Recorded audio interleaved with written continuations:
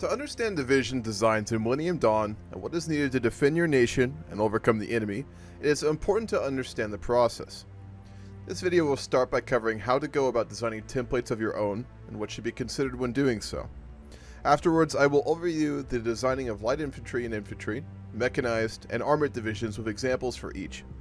If you simply want to see what divisions to use, skip to the appropriate unit type sections of the video for designs. The 1.7 update will include major military mechanical changes, which I will talk about.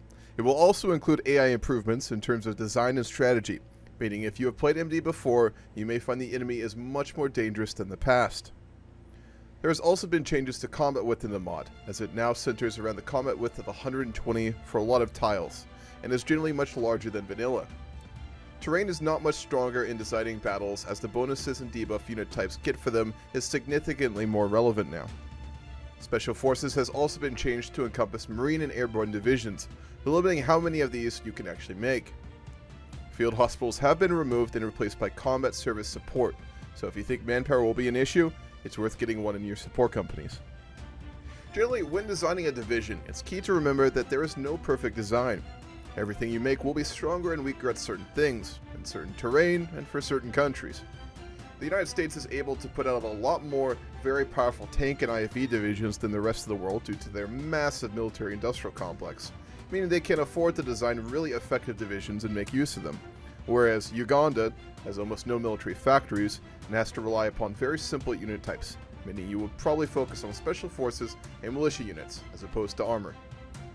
Before you make divisions, make sure to consider who you are in terms of common terrain, and where you plan on expanding into. Militia units are cheap but effective. The recent update from Millennium Dawn has made defense much more powerful, and combining terrain and combat width changes makes these units very viable, even for larger nations. You will want to find a width of 15 to 30 for them depending on what you are capable of producing. Terrain-wise, militia units are great in rougher terrain and receive huge bonuses in mountains, cities, and jungles. A simple division like this is great if you have no industry, and just need to rely on the basics. The recon division helps in defensive situations, and the engineers help more with terrain. If you are able to afford more and can produce more equipment, something like this would prove very effective as well. Keep in mind that the guerrilla warfare doctrine will give massive org boosts for militia, so if you start as a small nation and plan to rely upon these, it is absolutely worth getting. Infantry includes anything not involving armored divisions. They are a step above militia, but most of the time simply cannot compete with anything heavy unless they are in an entrenched position with terrain on their side.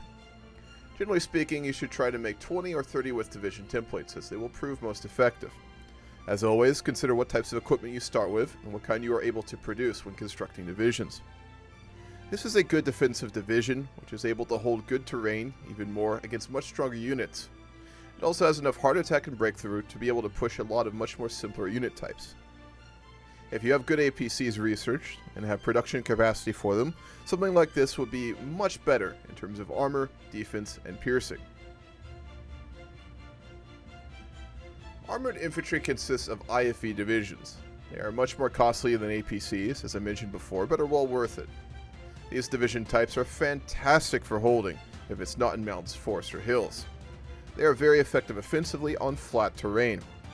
Again, always remember terrain is huge after the 1.7 update. Something like this would be very effective, and if you can't afford certain types of equipment, switch it out or replace your own supported companies. 40 and 60 width are best for these types of units. If you have the production capacity to add a bit more, a division like this would prove to be incredibly powerful without requiring a ridiculous amount of tanks and heavier armor equipment. The 1.7 update will feature the added tank designer to Millennium Dawn, allowing you to customize your own tanks. There are not a ton of options at present, so the major thing to consider designing tanks is their cost. Generally, Tech 4 armor will simply give you better stats, with tanks being designed more towards hard attack and breakthrough. These tanks will be very costly, so to be able to put a lot of them out, you will need a fair amount of military factories or a lot of time. Here's a cheap design for a tank that will be effective, while also being more mass producible than other options you may find. Also, before I go on, let me say, this is for enjoying single player and beating the AI. I'm not a competitive player, and I have no desire to be, so these designs I'm sure will not be the most effective or optimal or most meta. If you are a big, powerful country with a lot of disposable production power, you can afford a design much stronger and more costly. This is a good example of a tank with a ton of breakthrough, piercing, and hard attack, making them deadly and taking on good armored divisions the AI can send at you. Once you have developed the tanks you plan to use in your divisions, you will need a good division template to utilize them with. Purely when designing them, anything between 50 and 30 width is viable, as well as 60, though it will suffer from its much larger size. To start with, here is a smaller, more cost-effective division, which is still very effective, except in jungles, mountains, which will prove very useless. In flat terrain, they are at their best and incredibly powerful. If you have a lot of production power and want something you can micro to your heart's desire and watch the enemy de-org and break in mass, something like this would prove very effective. It is worth noting special forces are no longer ridiculously as busted as they were in the past. They are still very useful, especially in cities, but their unit power has been reduced. To use them to push, I would advise making sure you have some artillery or SP artillery on them.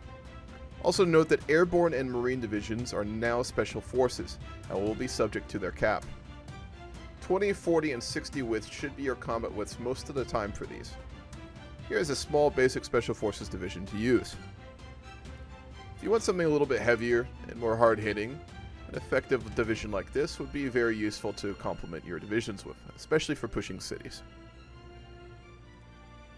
Airborne got massively changed in debuffs since the last division tutorial I put out, supposedly due to being overpowered, which was probably true. Here's a fun division you can use to destroy your enemies from above. The breakthrough in defense may cause enemies to give up upon sight. Here's a very fast equivalent which can push and move around your lines very quickly and get from one side of your battle to the other. Generally keep in mind all these divisions were made without doctrine, officer advisors, tech improvements, and military tech researching. They can all be made much more effective if you combine them with what I just mentioned. I hope this video gave you a general idea for military divisions in Millennium Dawn. For some, you may just use the divisions I suggested and go play, which is great. But I hope I also helped some better understand how to create their own, as division design is a great part of Hearts of Iron 4, alongside neo-Nazis organizing multiplayer competitive games and overpriced DLCs from Paradox. I'm Hammurabae. I hope you enjoyed. Remember to like and subscribe if you did, and I will catch you later.